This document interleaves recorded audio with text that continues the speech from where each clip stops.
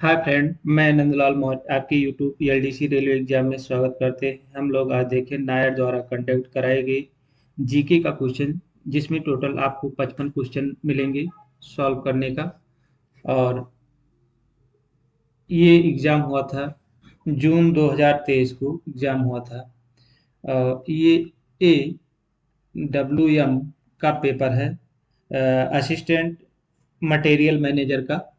Assistant material manager का question paper था। वैसे तो ये हर डिपार्टमेंट से रिलेटेड क्वेश्चन है, चाहे आप जीडीसी में तैयारी कर रहे हो या एलडीसी का एग्जाम दे रहे हैं, इसमें से आपको जरूर दो चार क्वेश्चन जरूर मिलेंगे।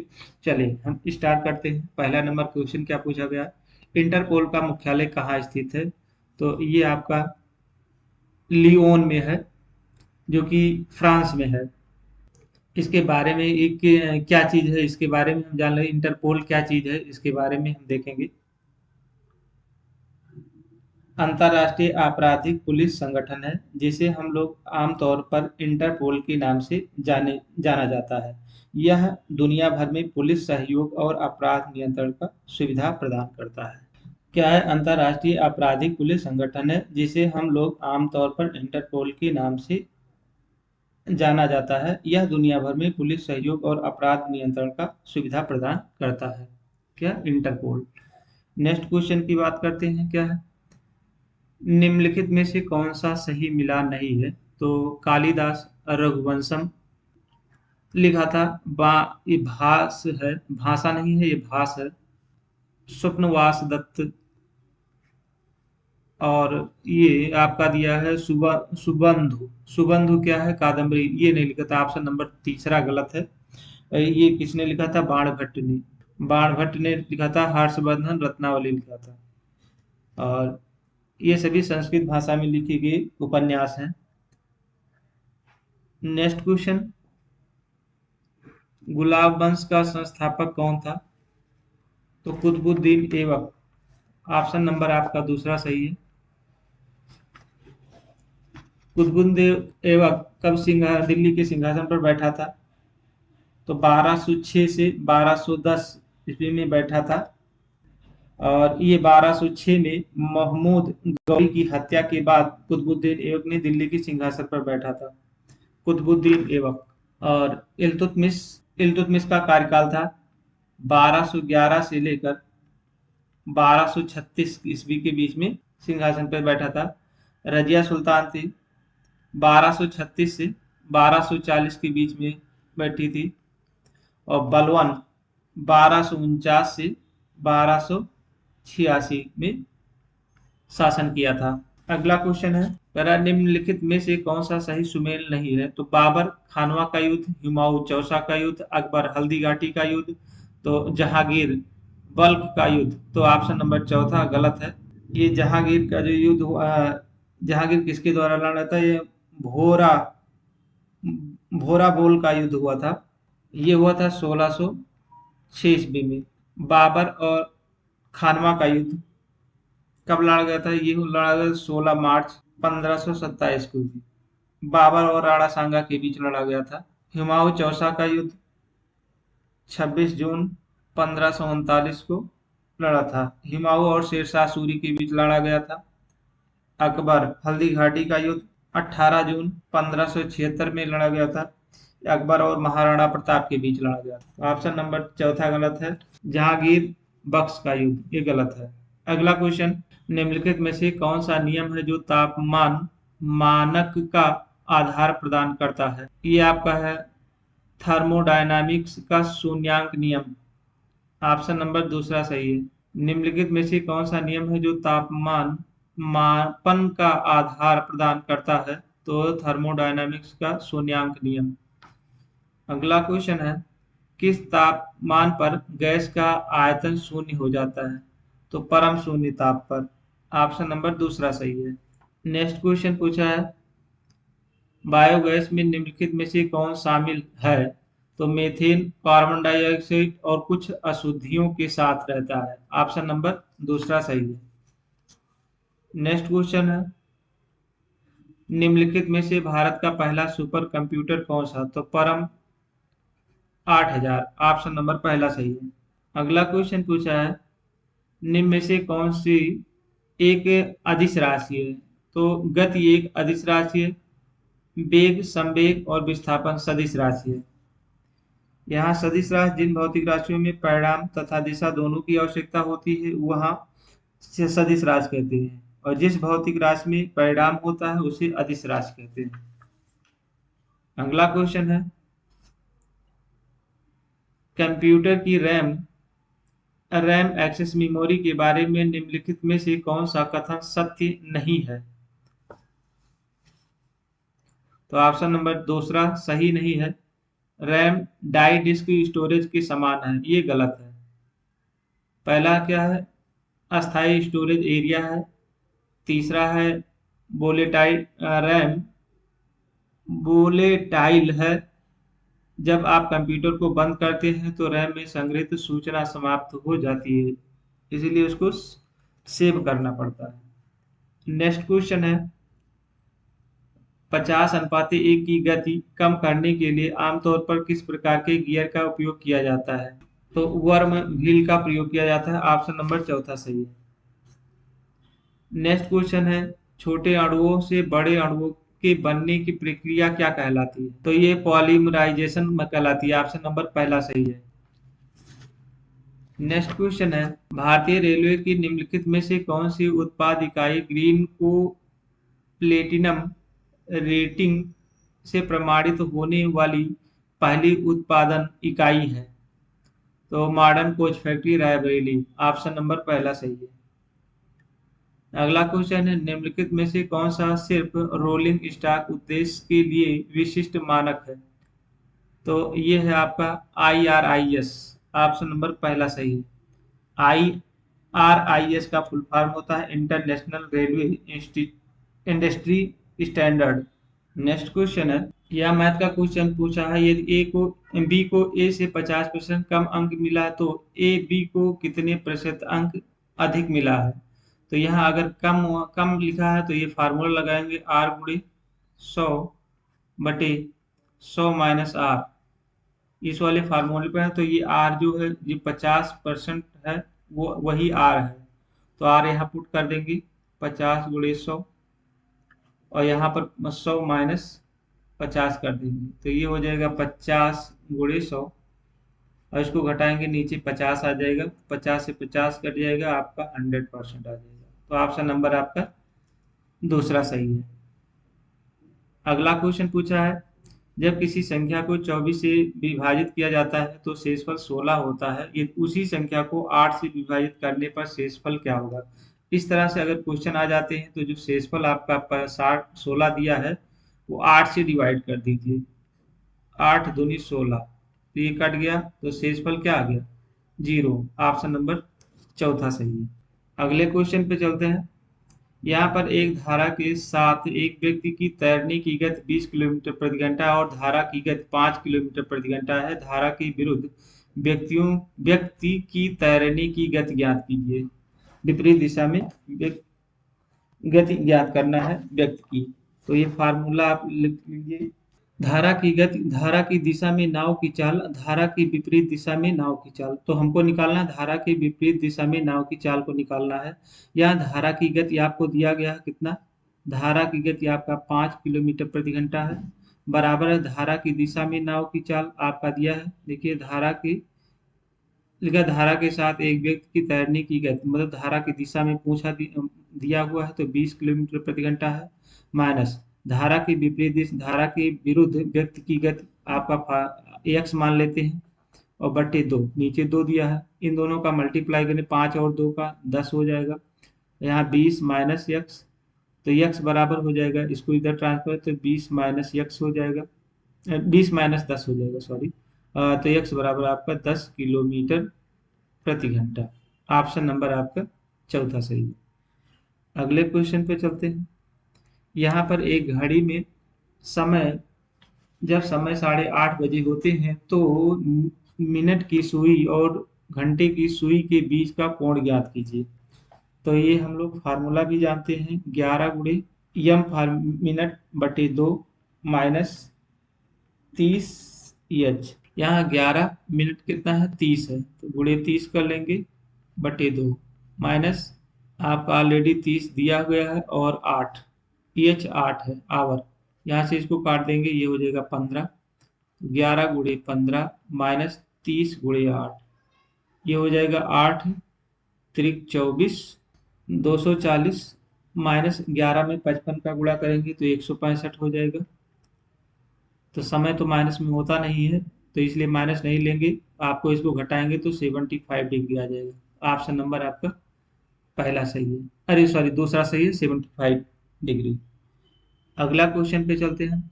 यहाँ पर आपका दिया गया एक भुजा 2 मीटर के दो समान ठोस घनों को एक सिरे में दूसरे सिरे तक जोड़ा जाता है, तो परिणामी घनाभ का कुल पृष्ठीय क्षेत्रफल क्या होगा।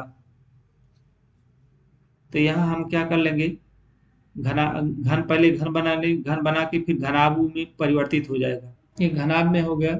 एक और ऐसे ही बना देंगे, ये मान लीजिए कि घन हो गया है, ठीक है, ये वर्ग में इन दोनों को अगर जोड़ेंगे तो ये आपका देखिए भुजा 2 मीटर का है, भुजा 2 मीटर के दो समान ठोस घनों को एक सिरे में, तो सभी भुजाएं आपस में बराबर होती हैं, तो ये भी 2 है, यहाँ भी 2 है, इसकी जो ऊंचाई आपका ले लेंगे तो ये भी 2 हो जाएगा, और ये चौड़ाई आपका जो हो जाएगा ये भी आपका 2 है, तो यहाँ भी 2 हो गया और ये भी 2 हो गया, इस तरह से है।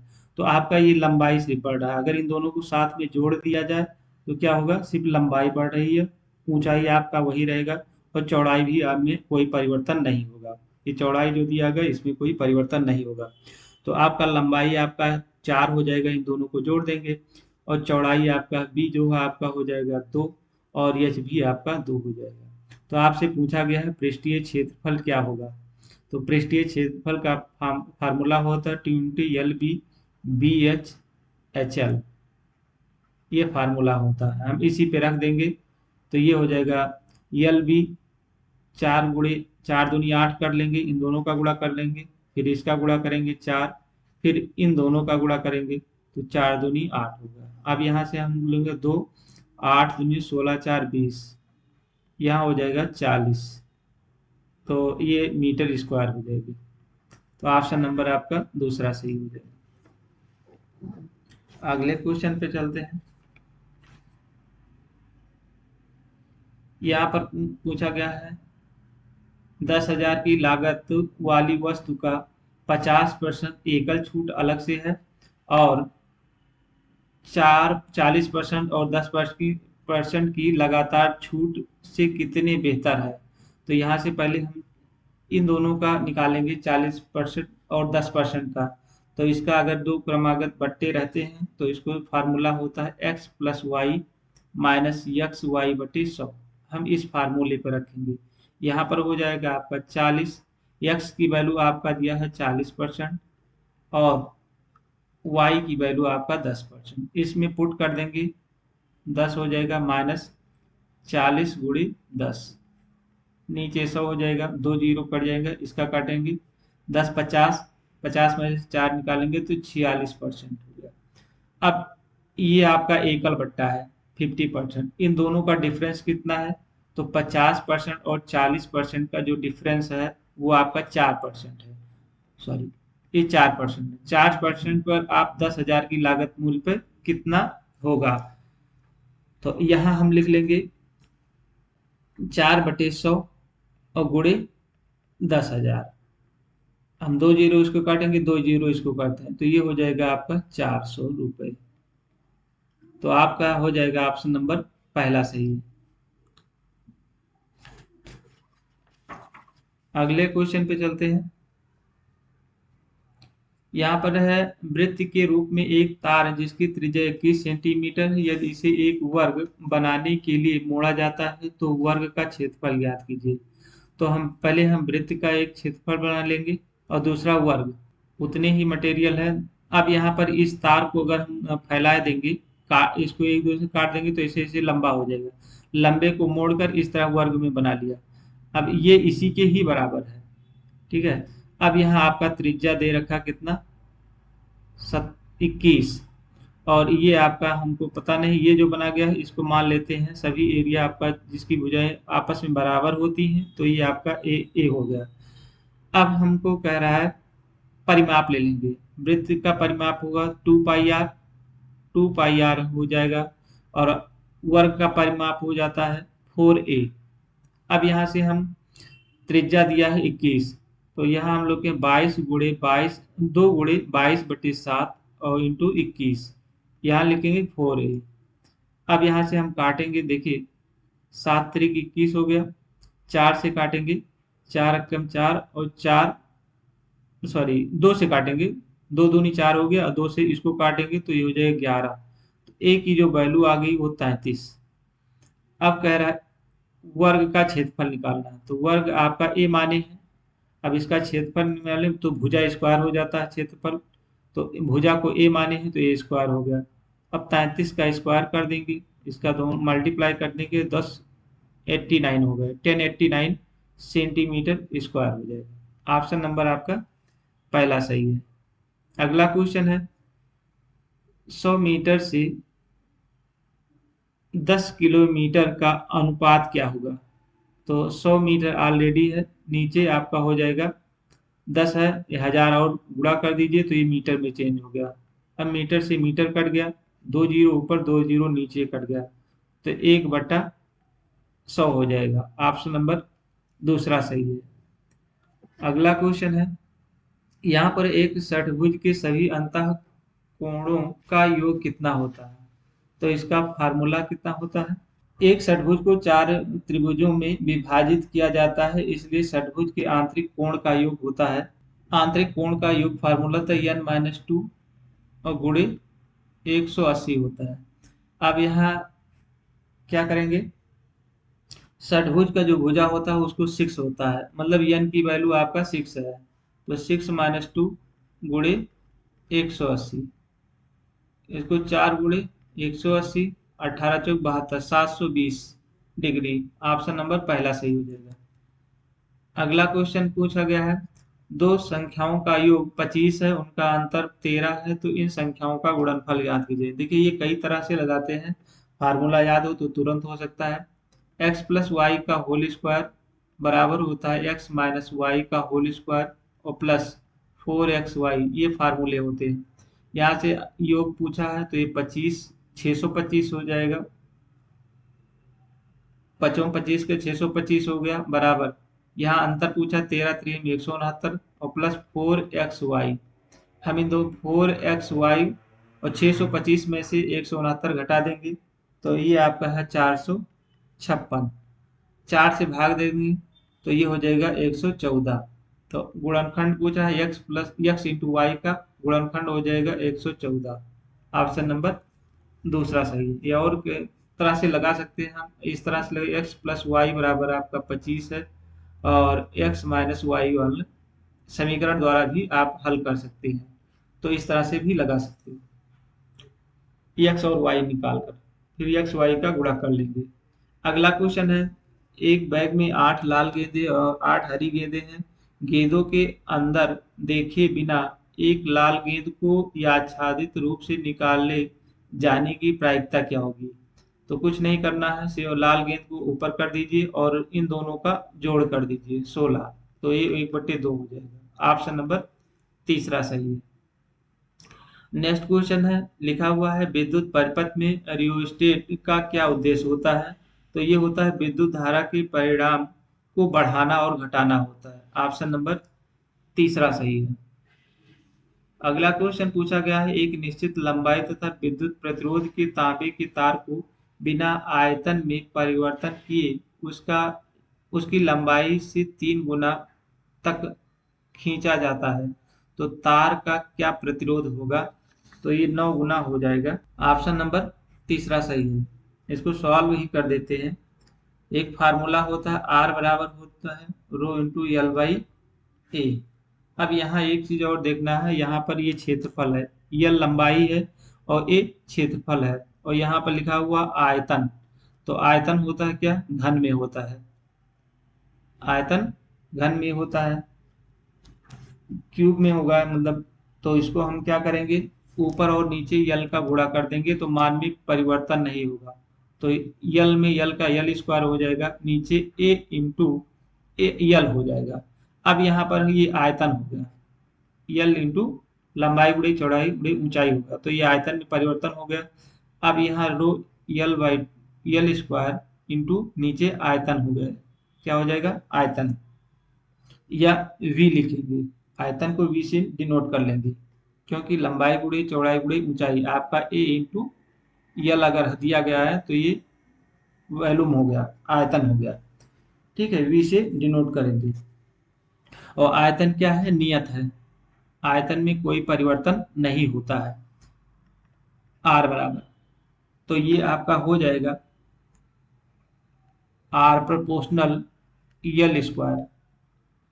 अब हम इसको क्या करेंगे, R1 L1 और R2 प्रोपोर्शनल L2 स्क्वायर हो जाएगा, हम इसी को अनुपात बना लेंगे।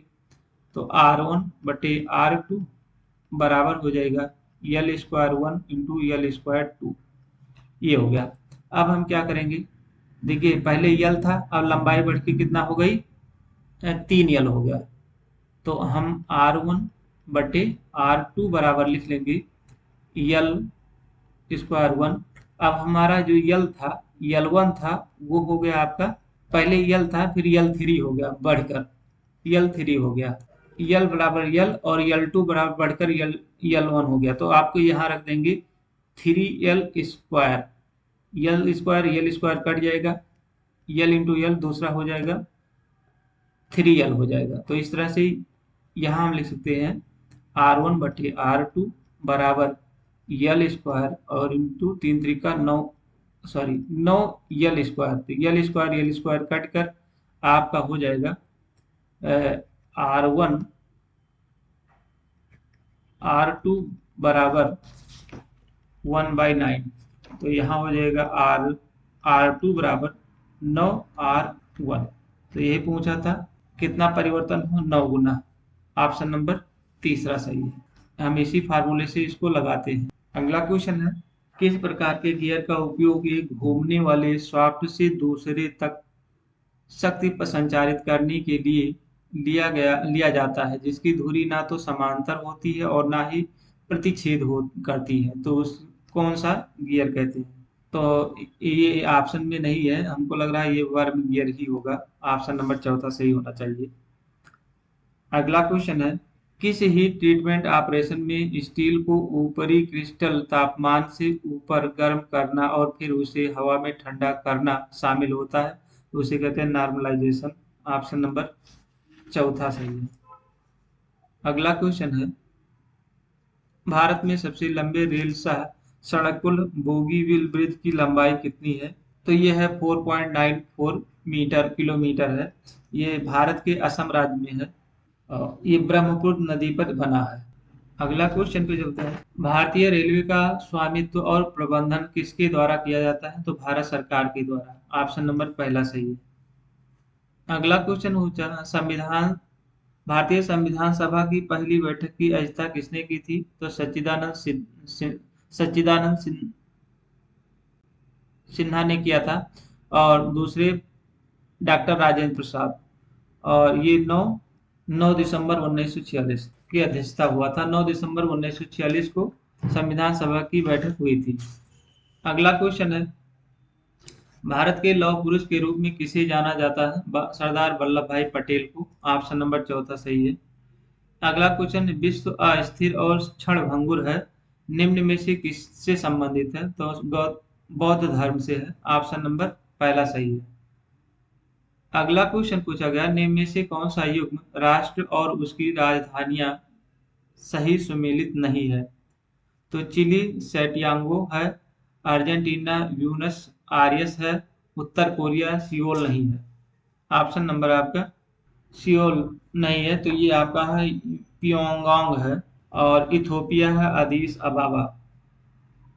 तो ऑप्शन नंबर तीसरा सही सुमेलित नहीं है। अगला क्वेश्चन है, भारतीय पूंजी बाजार में घोटालों की पुनरावृत्ति को रोकने के लिए सरकार ने किस नियामक शक्तियां सौंपी थी, तो सेबी को। ऑप्शन नंबर तीसरा सही है। और सेबी का भी फुल फॉर्म पूछता है, security exchange board of India होता है। इंडिया, इसका कार्य क्या है? कार्य स्थापना और अधिकार का उद्देश्य की जानकारी देता है। यहाँ हम देख लेते हैं आरबीआई की स्थापना कब हुई थी, तो 1 अप्रैल 1935 को। इसका मुख्यालय मुंबई में है, सभी का मुख्यालय मुंबई में ही है। एसबीआई की स्थापना 1 जुलाई 1955 को हुआ था। एसबीआईसीआई का हुआ था 12 अप्रैल 1988 को। नेक्स्ट क्वेश्चन है, निम्न में से कौन सा बहुलक बायोडिग्राडेबल नहीं है? तो पीवीसी नहीं है, ऑप्शन नंबर चौथा। अगला क्वेश्चन है, दूध से दही बनने में कौन सा जीवाणु सहयोग करता है? तो लैक्टोबैसिलस, ऑप्शन नंबर तीसरा सही है। लैक्टोबैसिलस है, ऑप्शन नंबर तीसरा। अगला क्वेश्चन है, निम्न में से किस कोशिकांग को कोशिका के आत्मघाती थैली के रूप में जाना जाता है? लाइसोसोम को, ऑप्शन नंबर पहला सही है। अगला क्वेश्चन है, प्रकाश संश्लेषण में क्लोरोफिल की भूमिका क्या है? तो प्रकाश ऊर्जा का अवशोषण करना, ऑप्शन नंबर दूसरा सही है। नेक्स्ट क्वेश्चन है, हिंदी दिवस कब मनाया जाता है? 14 सितंबर को मनाया जाता है। राजभाषा अधिनियम में कितनी धाराएं हैं? 9, ऑप्शन नंबर तीसरा सही है। केंद्रीय हिंदी प्रशिक्षण संस्थान किस मंत्रालय के अधीन आता है? गृह मंत्रालय की, ऑप्शन नंबर आपका तीसरा सही है। अगला क्वेश्चन है, मंडल राजभाषा कार्यान्वयन समिति की बैठक के अध्यक्ष कौन होते हैं? तो ऑप्शन नंबर पहला डीआरएम, मंडल रेल प्रबंधक होते हैं। अगला क्वेश्चन है, केंद्रीय हिंदी समिति के अध्यक्ष कौन होते हैं? भारत के प्रधानमंत्री होते हैं, ऑप्शन नंबर दूसरा सही है। नेक्स्ट क्वेश्चन है, संसदीय राजभाषा समिति का गठन कब किया गया था? 1963 में। ऑप्शन, संसदीय राजभाषा समिति में कितने सदस्य होते हैं? संसदीय राजभाषा समिति का गठन कब किया गया था? 1976 में, ऑप्शन नंबर दूसरा सही है। नेक्स्ट क्वेश्चन है, संसदीय राजभाषा समिति में कितने सदस्य होते हैं? टोटल 30 होते हैं, ऑप्शन नंबर तीसरा सही है। विश्व हिंदी दिवस कब मनाया जाता है? 10 जनवरी को, ऑप्शन नंबर पहला सही है। तो यहाँ पर हम देखते हैं 25 जनवरी को मनाया जाता है राष्ट्रीय मतदाता दिवस। राष्ट्रीय मतदाता दिवस 21 सितंबर को मनाया जाता है। विश्व अल्जाइमर दिवस 14 फरवरी को वैलेंटाइन डे। अगला क्वेश्चन है, राजभाषा अधिनियम की धारा 3/3 कब से लागू हुआ है? 26 जनवरी 1965 को, ऑप्शन नंबर पहला सही है। 50 नंबर, भारतीय संविधान की 8वीं अनुसूची में कुल कितनी भाषाएं शामिल हैं? 22, ऑप्शन नंबर पहला सही है। संसद के दोनों सदनों द्वारा राजभाषा संकल्प कब पारित हुआ था? 1968 में, ऑप्शन नंबर पहला सही है। अगला क्वेश्चन, प्रथम राजभाषा आयोग का गठन कब किया गया था? तो इनमें से कोई नहीं, 7 जून 1955 को। अगला क्वेश्चन है, राजभाषा आयोग के प्रथम अध्यक्ष कौन थे? बीजी खेर थे, ऑप्शन नंबर पहला सही है। नेक्स्ट क्वेश्चन है, लिखा है, निम्न में से किस भाषा को संविधान की 8वीं अनुसूची में शामिल नहीं किया गया है जबकि वह एक राज्य की राजभाषा है? अंग्रेजी, जो कि अरुणाचल प्रदेश की है। अगला क्वेश्चन पूछा है, प्रेमचंद पुरस्कार योजना के अंतर्गत रेल कर्मचारियों को प्रथम पुरस्कार के रूप में कितनी राशि प्रदान की जाती है? तो प्रथम पुरस्कार आपका है 20,000 रुपये, ऑप्शन नंबर पहला सही है। इस तरह से टोटल जीके का और राजभाषा के 55 क्वेश्चन थे, ठीक है।